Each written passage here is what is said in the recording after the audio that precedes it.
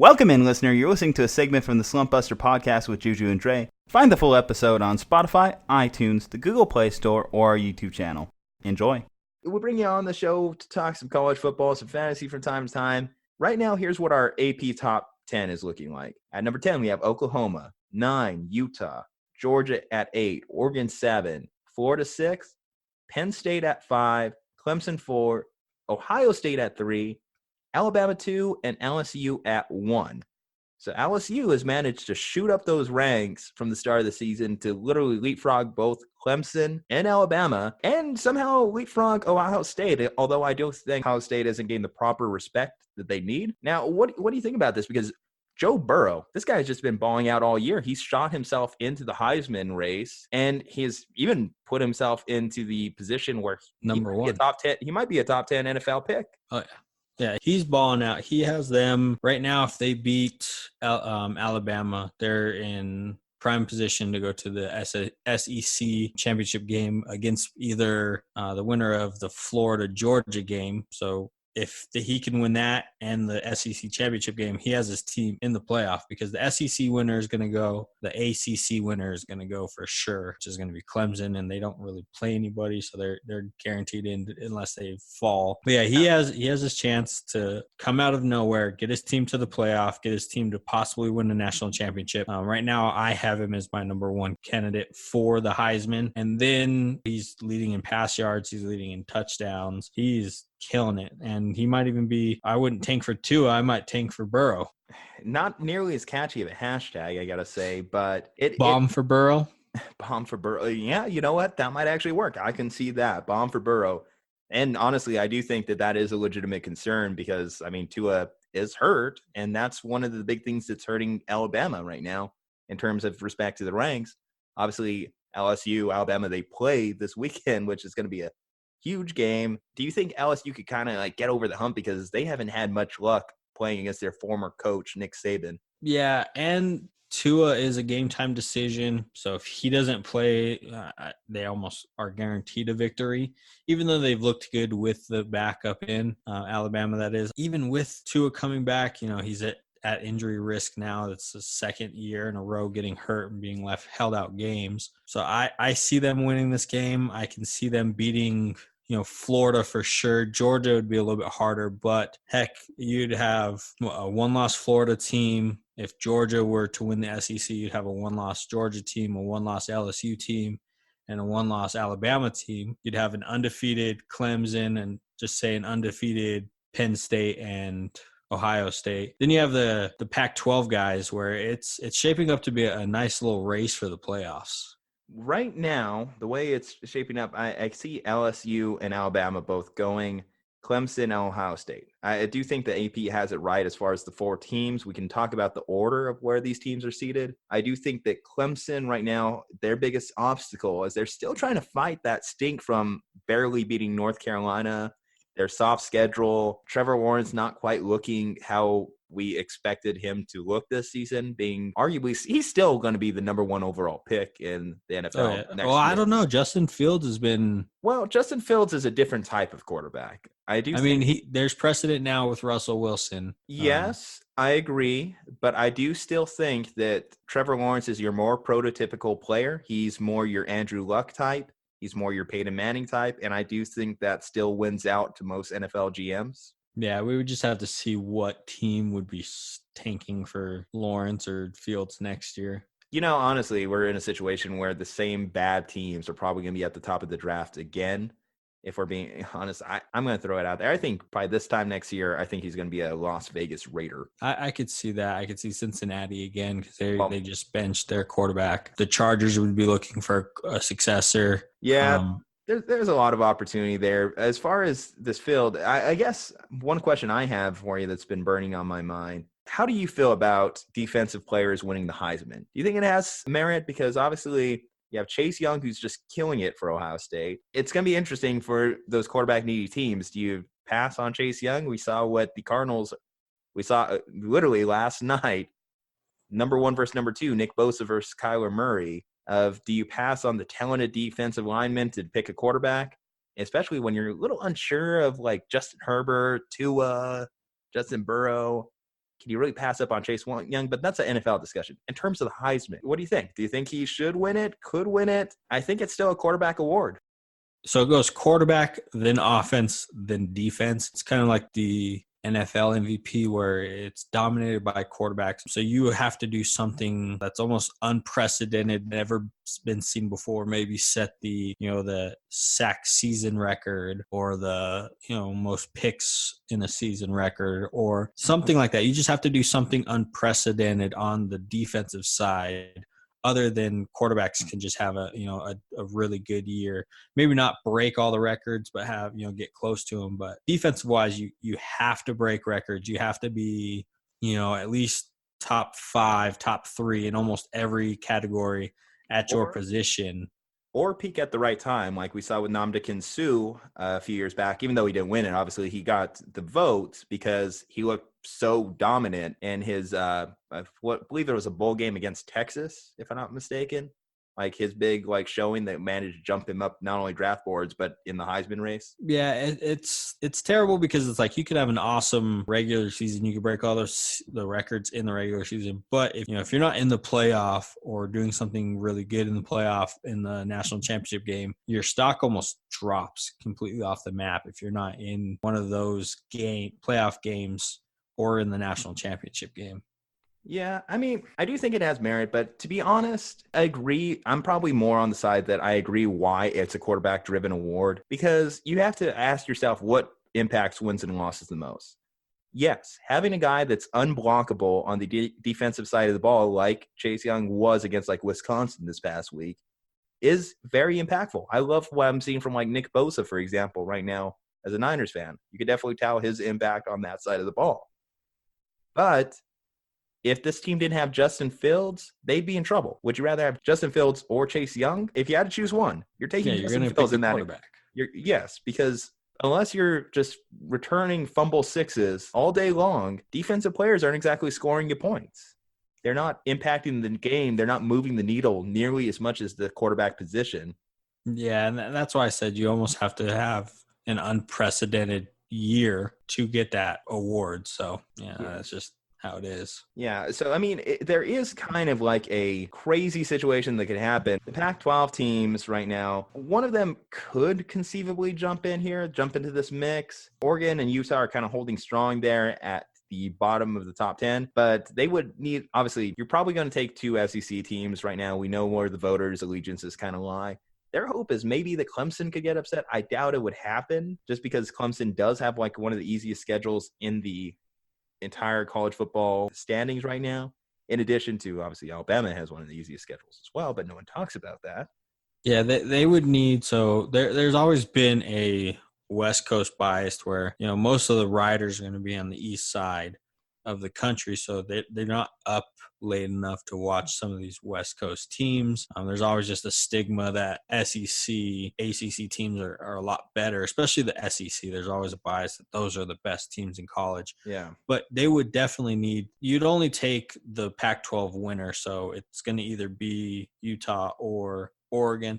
Whoever wins that would be the only team to actually have a shot. So you would need Penn State to lose 2 games. You would need Ohio State to lose 2 games. You would need Oklahoma to lose another game. Well, I mean, Oklahoma, you mentioned them. I think they're out. There's no way they could battle back into it. The outlier, if you're the Big 12 fan, is you have Baylor sitting there still undefeated. Now, if Baylor wins out, manages to sweep the rest of their schedule, win the Big 12, there's almost no way, if you're the voters, you could legitimately keep them out. That would just be a nightmare situation for them because they would have to throw Baylor in there. They would just be obligated. Although Baylor, obviously, is just not one of the most talented teams in the country. It'd be fun to see a different team shoot up there. But against LSU or Ohio State or even Clemson, Baylor would get destroyed. Oh, yeah, they'd be a terrible, terrible game. It would be like Notre Dame last year when they came into the playoffs and just got totally beat up. They got destroyed.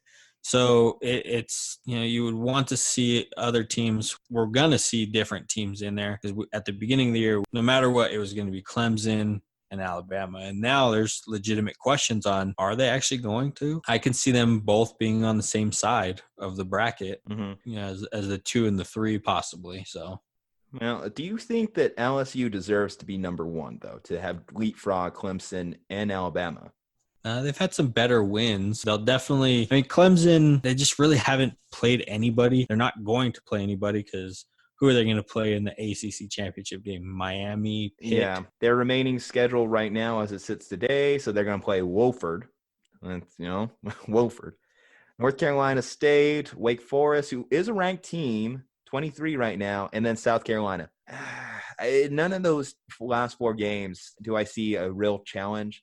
If they don't roll through these teams, it will put them in a position where they might be looking at the 4 seed and having to face LSU in round 1 of the playoffs, which would still be a terrible situation for them. Albeit, do you think an undefeated Clemson team should be ranked ahead of a 1-loss LSU or a 1-loss Alabama? No, just based off of a lot of things go into it. So they also go, schedule, but they also go based off your strength of schedule and your signature wins. You're going to see that if you watch ESPN, when they come out with the selection show, they're going to say that a lot. Is this your signature win? So if LSU beats Alabama this week, that's going to be their signature win for the year. Though I will say, so if Alabama has that 1 loss and their schedule's been soft, where are we feeling on that? It would have to come down to, what are the other teams around them look like? Is Ohio State still undefeated? Is Penn State still undefeated? Is one of the Pac-12 teams still undefeated? Well, right now, both the top 2 Pac-12 right now are sitting with 1 loss. Oh, they are 1 loss? Yeah, both Oregon and Utah. So they're still – I mean, we already kind of ruled out the Pac-12, and whether or not the college football playoff should expand is a different discussion altogether. I personally am more of a 6-team guy. I just feel like it's a better number with the top 2 seeds game buys. Yeah, just like half of the playoff picture in the NFL. I would love that. I would prefer, honestly, if just the conference winners all got automatic bids to the playoffs. I think that's my more perfect situation, because I do think it's kind of crazy how we just automatically rule out the Pac-12 from this discussion, even though they're a Power 5 conference. And we're constantly with the SEC bias, of course. And I would love to see whether the SEC conference winner from the Power 5s and then an at-large bid. So that could be your independent like Notre Dame, or maybe 2 years ago when UCF was undefeated, or God forbid UNM or NMSU go undefeated, have a big signature upset or something like that. So I would love to see a 6-team playoff, your 5 Power 5 conference winners get in, and then you have an at-large bid. Now, the interesting thing with that is if you have all 5 Power 5s get the automatic bid, would you just naturally have to assume that the 6th team is the second place SEC team? Because that's the way the voters have been going about it since the BCS playoff committee has really been established. Yeah, I could see that happening, but I feel like that would make you would have to look at all of the teams now. And do you put in a 1-loss Notre Dame team that has a signature win over, say Ohio State? Or do you put in Georgia, a 1-loss SEC team who doesn't really have, maybe their win was over Texas's back. Their win is over Texas. Well, that's, we mentioned Texas. That's really what's propelling LSU right now to the top of the rankings, their win against Texas in Austin. Believe me, that was a crazy day to be around here in the city. A disappointing day. Saw a lot of Longhorns fans, a bit tad miffed. But going back to it, so I'm looking at the rest of the year schedule for Ohio State. Now, I agree with the Ohio State, I think, is the best team in the country. But they have some tough games coming up. They still have to play Penn State. So the winner of that game is going to be in the playoffs. And then they have to play Michigan still. Now, can Michigan, just because Michigan's not even talking college football playoffs right now at this point, and they shouldn't be, of course, will Michigan play spoiler for the first time? That'll be their storyline going in. They hate Ohio State. If Ohio State wins and they can knock them out of the playoffs, that's almost as good as making the playoffs for them. So that's going to be huge for them. That's going to be a huge game, especially is that game after the Penn State game? Yeah, so basically if you're Ohio State, you have to play back-to-back killer games in a row. And I believe, too, the game against Michigan, it's at the Big House, too. That's going to be an awesome week. I believe that's rivalry week, correct? Yeah, so we're going to see a lot of good games. Let's see. That's my favorite week of college football. as far as Alabama, their remaining schedule, aside from, of course, the SEC championship game, so they have to play Auburn. So they still have to play the Iron Bowl game to close out the week. So you talk about rivalry. That's another good one. Obviously, we talked about this big week here, 1 versus 2, LSU, Alabama. Whoever comes out of that is going to be in prime position that they should just be able to coast the rest of the season. Yeah, and then Georgia can play, because I have Georgia beating Florida, and then I have Georgia coming out of the eastern side of the SEC. So I could still see them playing Yeah, I mean, upset, but I just don't see them getting over that hump. Their offense hasn't been doing too well. Their defense hasn't been doing too well. So I have LSU winning the SEC. I just don't think that Georgia can overcome their bad loss. And even if they... I'm not saying they'll make it, but they could play spoiler like Michigan. Yeah, even if they won out, I don't think they really have a chance to jump those teams. I mean, Auburn's still sticking around. If Auburn wins the SEC title, what are they going to do? I don't think that they can beat their remainder of the schedule. It's going to be fun. This is probably the most motion we've seen in college football in the last couple of years as far as like teams that could jump in. It still is Big Ten and SEC dominated, with Clemson just hanging around. But the fact that Penn State is a legitimate title contender, the fact that you do have those Pac-12 teams kind of hovering, just praying that some magic happens in front of them, is fun. Like I said, unfortunately, Oklahoma screwed themselves with the Kansas State loss. I don't think there's any overcoming that, especially with how bad their defense looked. If you're the voters, you have to look at it. Oklahoma's defense is not getting any better. The only defense that makes them look good is watching the Atlanta Falcons every Sunday. Yeah, I would have loved to see a playoff game, though, of Alabama versus Oklahoma. Oh, yeah. All the storylines, Jalen Hurts coming back, like that would have just been an awesome game. That would have been a moneymaker game for the NCAA. So them losing out on that has to crush them. But, I mean, this is the most exciting year we've had since the playoffs, the first year of the playoffs where it was Florida State, Oregon. Ever since then, it's been Alabama and Clemson. So, I mean, this is a lot of fun this year.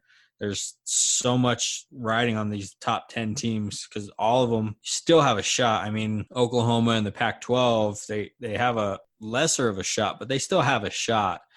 Say if Ohio State drops the next two, to Penn State and Michigan, or Penn State loses their game. It's a lot of movement in this year, and I love it. We haven't even mentioned it, but even the Minnesota Gophers are sitting right now as an undefeated team. And if they won the Big Ten as an undefeated team, they're going to the playoffs, which, hey, Minnesota in the CFB, that'd be fun. Yeah, I mean, that would be awesome. Until we saw the gameplay and they get crushed. Imagine, because I think if you said it earlier, I doubt it's going to happen, but if Auburn wins the SEC, or even Florida still has a chance to win the SEC, and then say Minnesota wins their conference, those two teams could possibly, as their conference winners, would almost have to be in the playoffs because they won their conference. How can you say, oh, let's take Ohio State, who didn't win their conference, over Minnesota, or let's take Alabama, who didn't win their conference, over, say, Florida, because they did win the conference? Yeah, I do think, again, we talked about it, automatic seeding. I do think that they have to establish that rule as the playoffs evolve, just because you have to start making conferences mean something again. Like winning your conference should mean a lot more than it really does. Yeah, because I think they took a one-loss Alabama over, I think it was a conference winner in Ohio State, maybe. There's been a lot of what it was, but they did take a non-conference winner over a conference winner. When it was a one-loss Alabama team. I want to say you're referring to a couple years back. I know that there was some controversy whether TCU was going to make it, or if I'm not mistaken, there was also a Washington team that won the Pac-12 and didn't make it as well.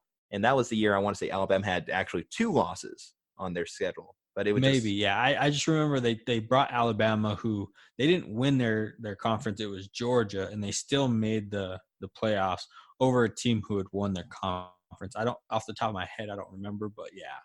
I mean, it just speaks to a grander point of the people SEC that vote. Bias. Yeah, the SEC bias. And it's well earned, because when you look at an NFL roster, over 60-70% of those guys came off SEC teams. Except for quarterbacks. But pro scouts go to these games to see the studs, see the players that are going to fill their draft boards come April, because the SEC is going to keep pumping out pro prospects more than any other conference. And I'd love to see like the Pac-12 jump back into it. And maybe now that brings it into the other story we're talking about as far as these endorsements, whether we're going to see a little bit more mobility in terms of who's the dominant region of the country. Yeah, and I want to see how this affects the transfer portal. Oh, the transfer portal, yeah. We're starting to see the transfer portal start to blow up. You have Fields went from Georgia to Ohio State. Tate went from Ohio State to Miami. Burrow went from Ohio State to LSU. So you're starting to see all of these players start to move around. Do you start seeing less movement now with the them starting to make money, or do you see that, hey, I'm at this school, but now this school can offer me $15,000 more, $20,000 more. Let's go ahead and transfer to that. I mean, you'll still lose out on your eligibility. You have to sit out 1 year unless you can get a overturn on that. But it'll be interesting to see how that pay to play, as they're calling it, starts to affect transfer portal. Do we start to see more parity throughout where you're not having just SEC bias. You're starting to see more Pac-12 schools get into it because California has a lot of money. Oregon has a lot of money with Nike. Heck, even Maryland has a lot of pull with Under Armour. So, yeah. I mean, there's certainly that opportunity. We're basically talking about free agency when it comes to the transfer portal, which I'm not against. We're seeing a lot of fun names and fun places now when you talk about like a Jalen Hurts going to Oklahoma with even the opportunity to have inserted himself in the Heisman race. Or you talk about, Justin Fields, what he's doing with Ohio State is phenomenal, and I love seeing it. Definitely with the way that pay-for-play has been enacted, you definitely want to get your face out there because you're not making any money on being the third-string guy with 3 other pro prospects on Alabama's bench. Yeah, look at the quarterback for West Virginia. He was at Oklahoma. He sat behind Baker Mayfield. And then he's like, cool, I'm going to get to start. Baker Mayfield got drafted. Boom, comes in Kyler Murray. Sits behind Kyler Murray. Sweet, Kyler Murray's gone. I get to start at Oklahoma this year. Nope, here comes Jalen Hurts. Crap, I can't. So let me transfer to West Virginia now. Yeah, it's kind of fun. It does add to this, like, it's like a puzzle right now with like trying to build these rosters. I do feel bad for college recruiters because they have to pull double time and pulling these guys because they can have their roster poached almost at any time. Oh, yeah, somebody could come in, hey, we'll give you a Mercedes to drive around school. Oh, we can only give you, $40,000 a year. Well, I'm going to go to Mercedes because they can give me a Mercedes if I go, endorse this dealership. So, yeah, I could see them going, your deal isn't good enough. I'm going to go over here. And then just their whole 3 months of going to high school games, talking to the mom, talking to the dad, talking to the kid, just like that is gone. All right, man. Well, I guess let's close out this topic by saying, who is your updated champion at the end of the year? I like LSU. You're sticking with Burrow? Yeah, I like LSU. I think it's going to be an LSU-Ohio State championship game. I don't know if I trust Clemson right now. I don't trust Alabama with the concerns at injury history with the quarterback. So I'm going to go with a LSU-Ohio State game, LSU winning. Go ahead and give me Ohio State. Because if they were just dominant on one side of the ball, that would be one thing. But to have 2 top-tier playmakers in Chase Young on the defensive side of things and have Justin Fields opposite him on the offense, I think that's just a 1-2 punch that not a lot of teams can really counter. And even just the team speed, they're well coached. And I think that they're going to cause a lot of issues for whether it be Alabama, whether it be LSU. They haven't seen a team quite like Ohio State. Yeah, I'm going to bank everything on experience. Justin Fields, this is his first year starting. Granted, I believe it's Burrow's first year starting, but he's a senior. So he's been in throughout college. He's been around everything. He's been in big games and everything like that. So I'm going to go based off of that.